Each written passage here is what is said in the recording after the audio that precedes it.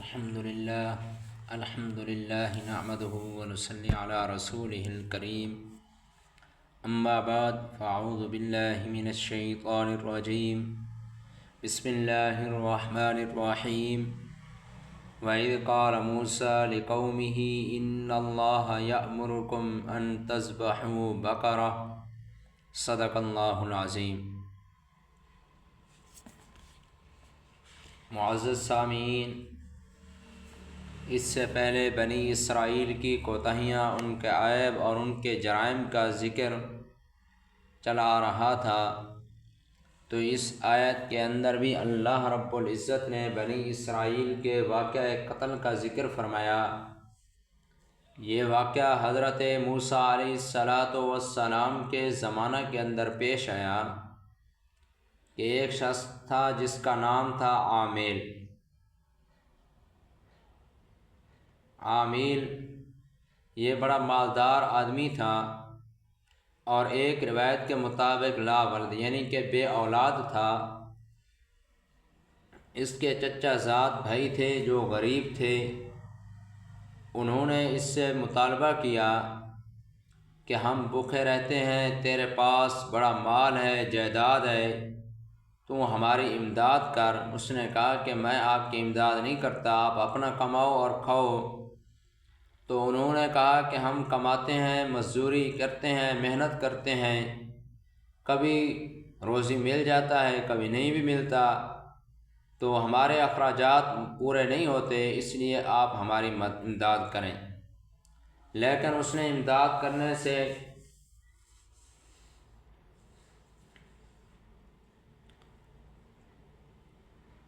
امداد نہیں کی، تو انہوں نے آپس میں مشورہ کیا کہ ہمارے سوا تو اس کا کوئی وارث نہیں ہے،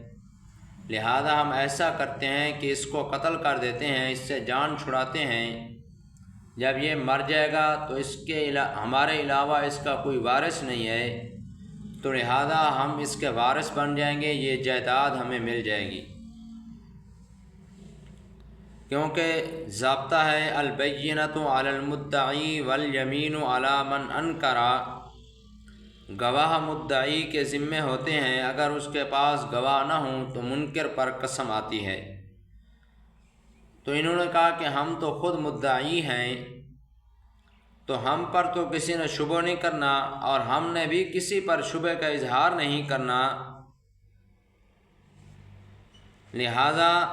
ہمیں قسم کا کہا جائے گا تو ہم قسم اٹھا لیں گے۔ تو یہ موسیٰ علیہ السلام کے پاس گئے، موسیٰ علیہ السلام کو سارا واقعہ بتلایا، تو موسیٰ علیہ السلام نے فرمایا کہ اللہ رب العزت کا حکم سن لو۔ تو اس کا ذکر ہے اس آیت کے اندر کہ اللہ رب العزت نے ان کو کیا حکم دیا، انہوں نے کیا ہیلے بہانے بنائے، سارا کچھ اللہ رب العزت نے مکمل اس واقعے کا تذکرہ ان آیات مبارکہ کے اندر فرمایا۔ اللہ رب العزت فرماتے ہیں کہ جب کہا موسیٰ علیہ السلام نے اپنی قوم سے ان اللہ یأمرکم ان تذبحوا بقرہ، بے شک اللہ رب العزت وہ حکم کرتا ہے تمہیں کہ تم گائے کو ذبح کرو۔ بقرہ کا لفظ عربی زبان میں گائے کو بھی کہتے ہیں اور بیل کو بھی، اس لیے بعض مفسرین نے بیل کا ترجمہ کیا ہے، جیسے حضرت مولانا اشرف علی تھانوی رحمۃ اللہ علیہ نے، کیونکہ آگے ہل چلانے کا ذکر ہے، کنویں پر جوتنے کا ذکر آ رہا ہے، اور عموماً یہ کام بیل سے لیے جاتے ہیں، اور بعض علاقوں میں یہ کام گائے سے بھی لیتے ہیں، اس لیے دونوں ترجمے صحیح ہیں۔ بہرحال جب موسیٰ علیہ السلام نے گائے یا بیل کے ذبح کرنے کا فرمایا، قالوا اتتخذنا ہزوا، تو قوم والوں نے کہا کیا تو ہم سے مذاق کرتا ہے؟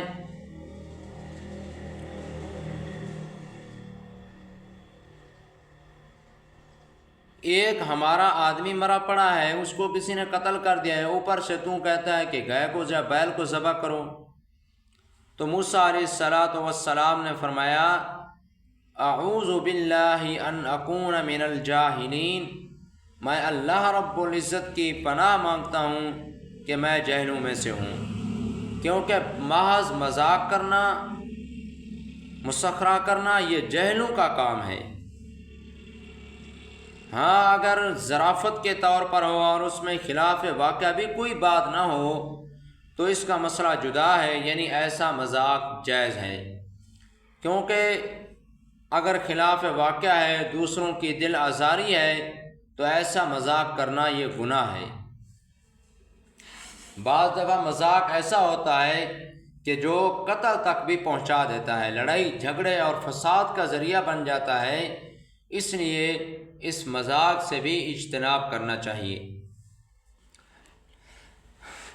تو موسیٰ علیہ السلام نے فرمایا کہ میں جاہلوں میں سے نہیں ہوں کہ میں تمہارے ساتھ مذاق کروں،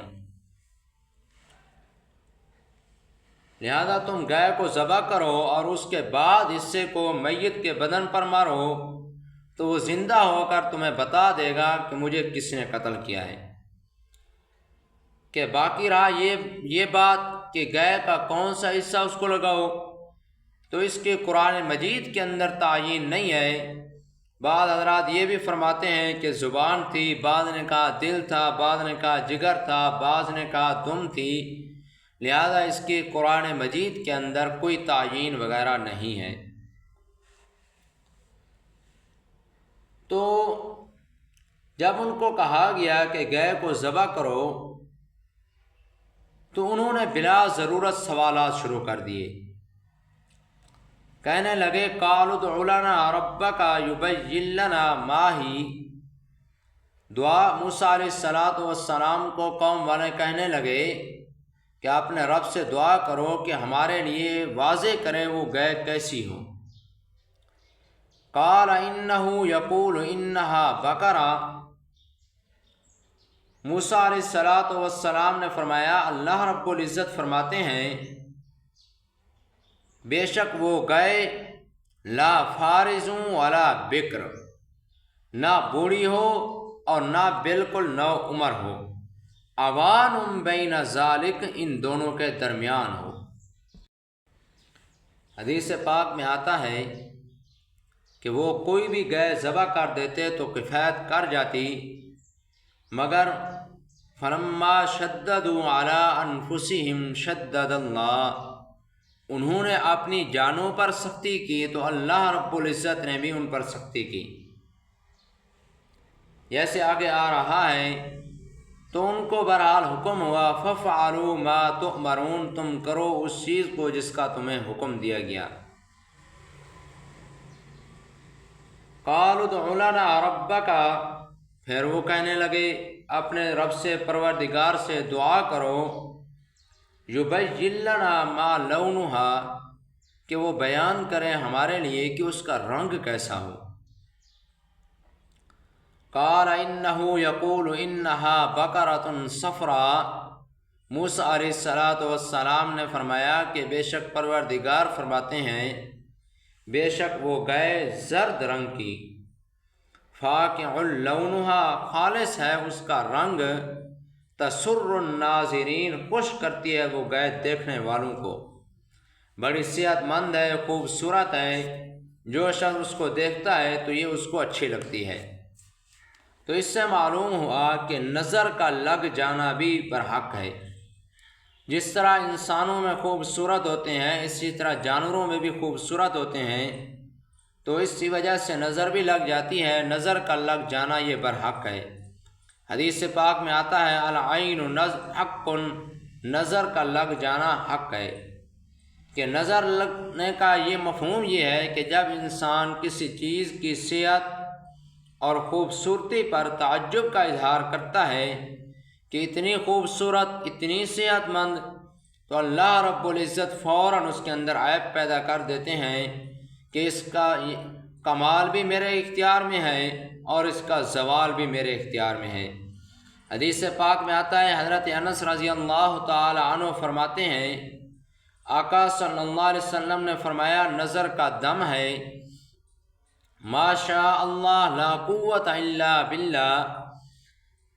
اگر کسی کو شبہ ہو کہ میری نظر لگ گئی ہے تو وہ اس کو پڑھے، اور جس کو نظر لگی ہے اس پر دم کرے۔ باقی دم میں اثر اللہ رب العزت نے رکھا ہے،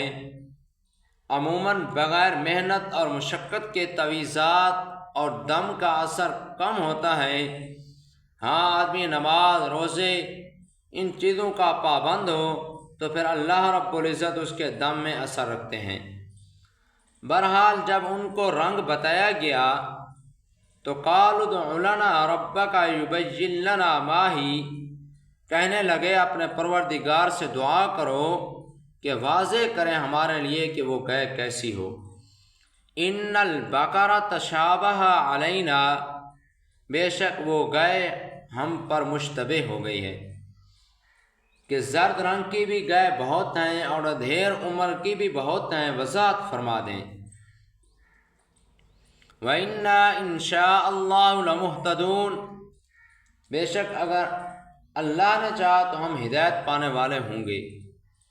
قَالَ إِنَّهُ يَقُولُ إِنَّهَا بَقَرَةٌ لَا ذَلُولٌ تُثِيرُ الْأَرْضَ وَلَا تَسْقِي الْحَرْثَ، موسیٰ علیہ السلام نے فرمایا، بے شک اللہ رب العزت فرماتے ہیں، بے شک وہ گائے ایسی ہو جو نہ تابع کی گئی ہو کسی عمل میں، تثیر الارض، اس نے ہل چلایا ہو زمین میں، یعنی کہ اس نے ہل وغیرہ بھی زمین کے اندر نہ چلائے ہوں، ولا تسقی الحرث، اور نہ اس نے پانی پلایا ہو کھیتی کو، یعنی کہ وہ کنویں وغیرہ کے اوپر بھی نہ جوتی گئی ہو۔ تو ان دو لفظوں کی وجہ سے کہ اس نے نہ ہل چلایا ہو نہ اس کے ذریعے کھیتی کو سیراب کیا گیا ہو، تو حضرت مولانا اشرف علی تھانوی رحمۃ اللہ علیہ ان دو قرائن کی وجہ سے، ان دو لفظوں کی وجہ سے وہ باقرہ کا ترجمہ بیل سے کرتے ہیں، کیونکہ عموماً یہ دونوں کام بیل سے لیے جاتے ہیں۔ تو عربی کے اندر باقرہ کا لفظ بیل اور گائے دونوں پر استعمال ہوتا ہے۔ مسلمۃ لا شیئۃ فیہا، ان چیزوں سے بھی محفوظ ہو، اس کے اندر کوئی داغ نہ ہو۔ مفسرین کرام فرماتے ہیں انہوں نے ایسی گائے تلاش کی، وہ ایک نوجوان کے پاس تھی جو البار بامہ، اپنی والدہ کی بڑی خدمت کرنے والا تھا۔ اس کا باپ فوت ہو گیا تھا۔ کہتے ہیں کہ اس زمانے کے اندر گائے بیل کی قیمت 3 دینار ہوتی تھی،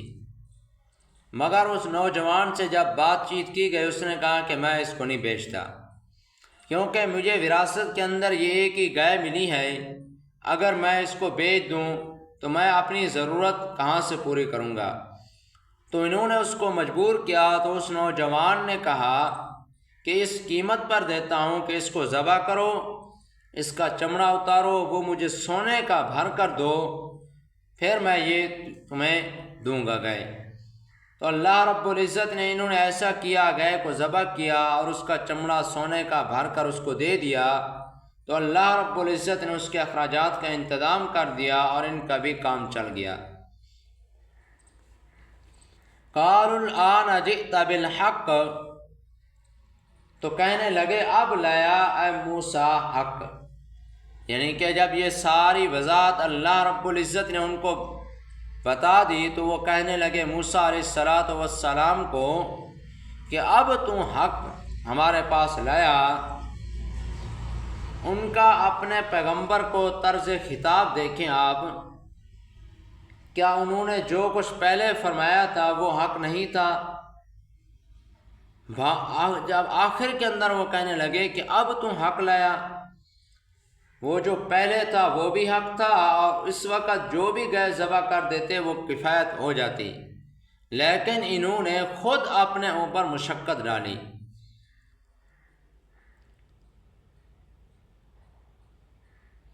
مسئلہ آدمی عبادت میں اپنے اوپر تشدد نہ کرے،